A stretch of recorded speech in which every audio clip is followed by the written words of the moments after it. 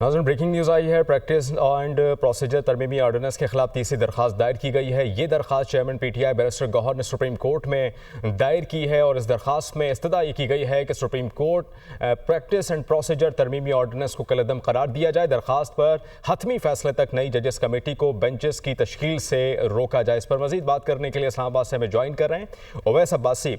Owais, barrister Gauhar ने मजीद क्या इस्तदा की है इस दरख्वास्त में, बताइएगा।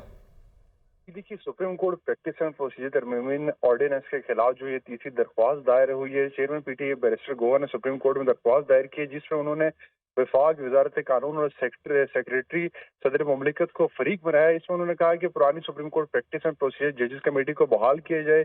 इस्तदा की इसके साथ प्रैक्टिस एंड प्रोसीजर तरमीमी ऑर्डिनेंस बुनियादी हकूक और आइन के मुनाफी हैं। तरमीमी ऑर्डिनेंस अदलिया की आज़ादी सलब करते हैं। सदारती ऑर्डिनेंस के खिलाफ दरख्वास्त के दौरान पुरानी प्रैक्टिस प्रोसीजर कमेटी को काम करने की इजाजत दी जाए। इसके साथ साथ दरख्वास्त में कहा गया है कि आर्जी कानून साजी और गैर। ठीक है ओवैस, इस मुतालिक आपसे मजीद अपडेट लेते रहेंगे। फिलहाल आपका बहुत शुक्रिया।